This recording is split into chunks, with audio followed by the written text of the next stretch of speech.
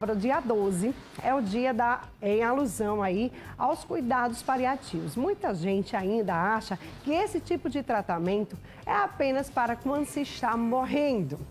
Mas não, é algo que ajuda o paciente e a família no processo de doenças difíceis. Sobre isso, eu vou conversar agora com o geriatra especialista em cuidados paliativos, o Breno Gracioso, que está aqui junto comigo. Tudo bom, doutor? Seja bem-vindo aqui ao nosso programa. Como vai? Marília, bom dia. Bom dia, fica à vontade, viu? Bom dia a todos os espectadores da Manhã da Gente. Obrigada, viu? Breno, fala pra gente um pouquinho, o que são os cuidados paliativos? Explica um pouco pra gente. Bom, pela definição, cuidados paliativos é uma linha de cuidado que trata de pacientes que têm doenças graves, potencialmente fatais e que não têm uma proposta de cura. Então, por exemplo, um paciente que tem um câncer, ele é elegível a um tratamento quimioterápico ou cirúrgico, tira aquele câncer, mas aquele paciente que já tem metástase, a biópsia já deu um comprometimento um pouco maior. Então, esses pacientes, eles não são elegíveis a um tratamento curativo. Claro que existe o que a gente chama de tratador modificador da doença.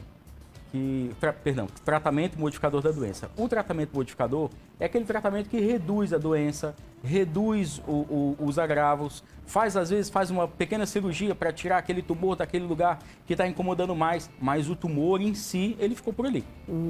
Então, esse paciente, ele não vai conseguir mais ser curado. Então, ele vai ter aí um sofrimento pela frente, ele vai ter dor, ele vai ter...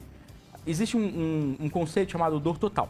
Sim. A dor total é quando você pega uma dor somática é aquela dor no corpo. O cachorro mordeu minha perna, tá doendo, minha perna tá com dor. Isso é uma dor somática. Agora, a dor total é quando o pai que tá lá morrendo, ele olha para a filha e fala: eu vou morrer, eu vou deixar ela sem pensão, não vou conseguir sustentar minha filha na escola, por exemplo. Isso comprovadamente aumenta a dor dele. Isso dá uma angústia. Ele olha para a esposa, ele tem uma angústia espiritual. Ele ficou fora da igreja, fora da crença dele, ou da espiritualidade que ele exerce, e ele fala: meu Deus, eu estou aqui, não me conectei com a minha religião de origem. E aí isso dá uma dor espiritual. Isso também aumenta a dor somática. Então, se ele tem um tumor que está doendo, isso causa um aumento da dor por esses aspectos psicossociais. E me diga uma coisa, então quer dizer que os pacientes, né, que precisam desses cuidados são mais esses... Então seriam mais pacientes que já estão assim na reta final. Um paciente que, tipo, não está, tipo, quase indo embora. Não tem aquele tratamento não tem um tratamento assim, que resolva, que cure, que dê um jeito, não, doutor? Vamos dividir os pacientes em cuidados paliativos em 4 grandes grupos. O primeiro, cuidados paliativos precoces. Certo. Então, o cara tem, por exemplo, 35 anos e ele descobriu um câncer de próstata.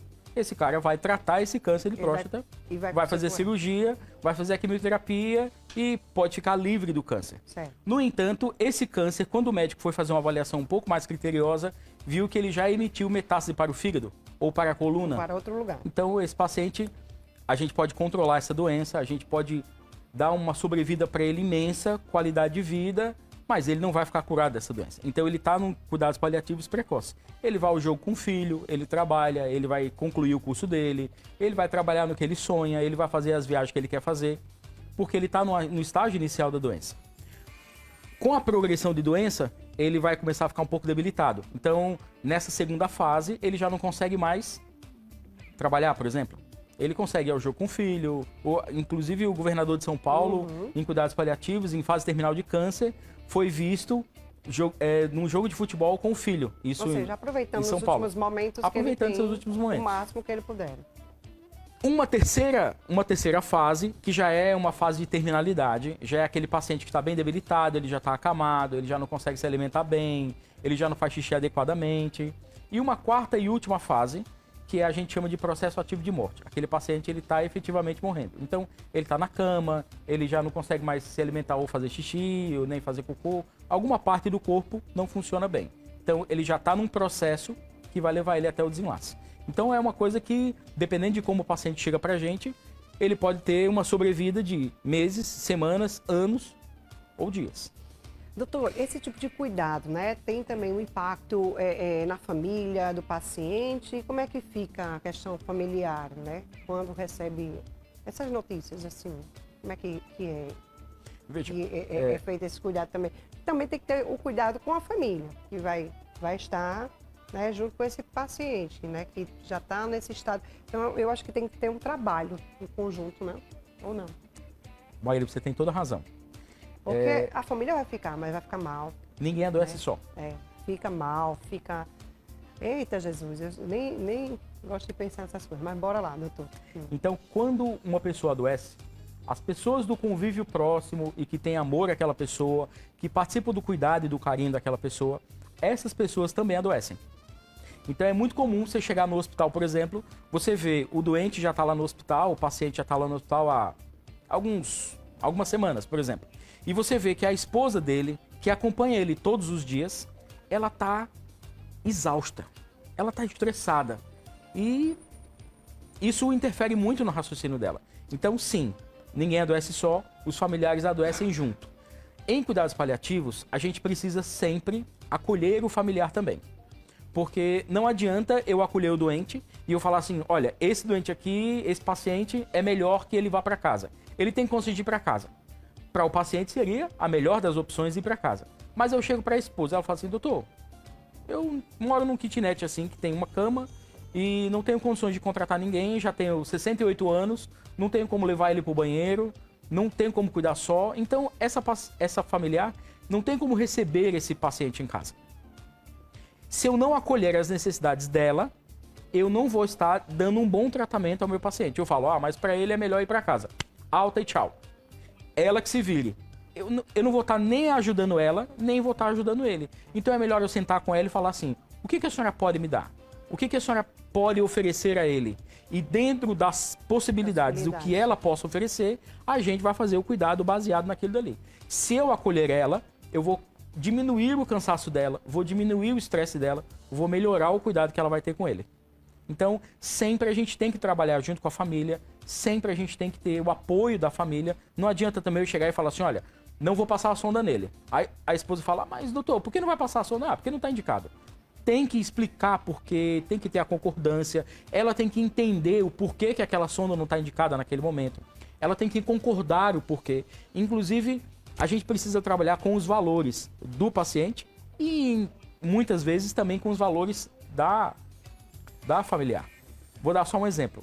Não sei como é que está o nosso tempo aqui. Tá, pode falar. Mas um exemplo, eu acompanhei um paciente em um hospital aqui da cidade e ele tinha um tumor de laringe muito grande, assim, ocluindo essa parte do pescoço. Certo. Então ele não tinha comunicação da parte de cima com a parte de baixo. Então, para respirar, não era pelo nariz, era por um caninho aqui embaixo. Chama traqueostomia. Isso. E para se alimentar, se entrasse pela boca, ele não conseguiria fazer passar até o estômago. Então, tinha um dispositivo aqui na barriga, chamado sonda de gastrostomia, que a alimentação entrava por ali. Então, nada que vinha do rosto chegava nas partes internas. Aí ele falou, quase nada, né? Tinha uma passagem muito pequena. E a chance dele broncoaspirar, ou seja, cair comida dentro do pulmão e ter um novo agravo, era muito grande. Eu cheguei para a família e falei, ele não pode se alimentar pela boca. Ele só pode se alimentar pela gastrostomia. Mas, doutor, a coisa que ele mais ama no mundo é sentar no domingo com a gente e partilhar da refeição do domingo.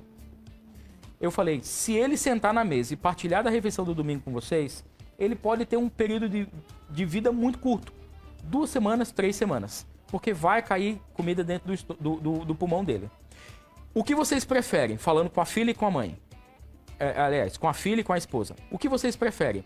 Que ele viva 2 semanas, 3 semanas sentado na mesa com vocês se alimentando, ou que ele viva 6 meses ou 1 ano sem se alimentar? As duas foram unânimes em dizer, conhecendo ele como eu conheço, ele vai preferir sentar na mesa e ficar o tempo que for. Se for mais uma vez na mesa, ele prefere do que passar 1 ano sem sentar na mesa. E assim, nós criamos condições para que ele fosse para casa, para que ele se alimentasse com a comida, a refeição que estava sendo feita ali. Um franguinho, ele queria sentir o gosto, queria sentir o cheiro, queria partilhar daquela conversa. Então, esses são os valores dele. Não importa o que eu acho, não importa o que eu quero. O importa é o que ele acredita que seja o melhor. Até porque às vezes está sofrendo ali. Eu sei que eu tinha um tio, gente, que ficou acamado muito tempo. Né? Teve câncer, teve mal de Parkinson, teve um monte de outras complicações. E ele ficou acamado muito tempo, foi para casa e tal, e se alimentava exatamente por sonda. Não se mexia, não mexia nada, ficava em cima da cama. Gente, esse é uma coisa muito triste, eu acho, sabe? Então, assim, eu acho que aquele paciente que está ali, no subconsciente dele, se ele tiver consciente, ele não quer ficar ali. Tipo assim, dando trabalho a um, dando trabalho a outro. Às vezes acha que não vai sobreviver. E eu acho que por isso que elas pensaram dessa forma. Ele não ia querer essa situação. Será que não foi mais ou menos isso? Né, doutor? Mas é triste, gente. E ninguém quer que vá embora. Mas também ninguém quer ver a situação da pessoa daquela forma, né? É muito dicotômico, né? Você quer que ele fique e não quer que ele sofra. Não quer que ele sofra. É uma coisa muito assim, é complicado. Até da pessoa decidir, né, isso. É uma decisão muito difícil. Mas, enfim, deixa para os médicos se resolverem e o tempo que puder ficar, melhor, né? Uma pessoa, quanto mais tempo, melhor. Tá, minha gente? Não é isso, doutor? Doutor Breno, obrigado por você ter vindo aqui participar do nosso programa, viu? Gratidão pelo convite. Desejo para todos um bom restinho de semana e um bom dia. Maravilha. Olha, minha gente, deixa eu mostrar esse look maravilhoso que eu estou usando hoje.